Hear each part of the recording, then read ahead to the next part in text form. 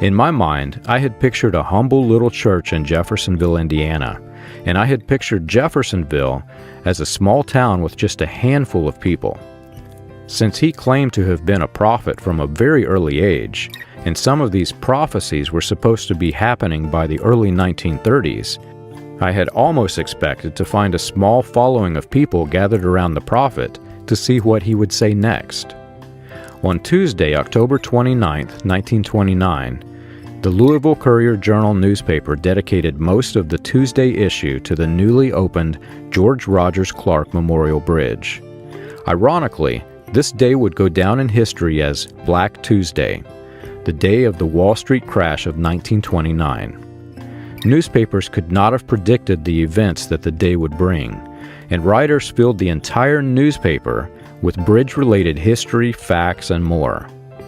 Articles contained everything from praise to the builders to the history of the bridges themselves. Ralph Majeski and Frank Masters received well-deserved recognition for their successful project.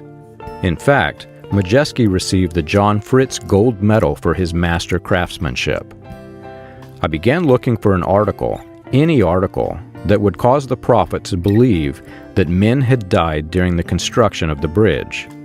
Since he was in town, there was no doubt that he read this issue of the Courier-Journal.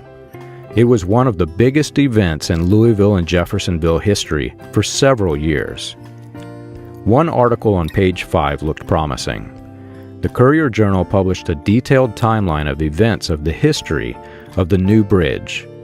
If there was a tragedy during construction, especially as significant as 16 deaths, surely the chronology would mention the event. Sadly, I was unable to find anything that the prophet could use to claim any sort of prophecy when speaking to his church. Using the online newspaper archive subscription that I purchased, I began searching other newspapers for a tragedy involving 16 men. On one particular search, I forgot to enter the date range. As it turned out, 16 men did fall to their deaths in the bridge construction. To my surprise, it happened January 29, 1890 on the Big Four Bridge, almost 2 decades before the prophet was born. This must have been the event that the bridge historian had mentioned to me.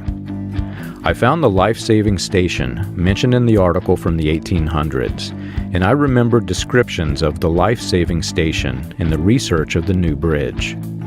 This was something that I never really thought about.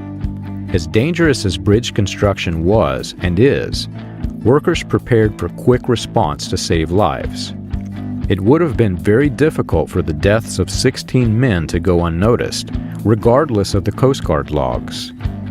Had the prophet claimed to have made this prediction as a child before his congregation, they would have had a very easy time disproving the claim.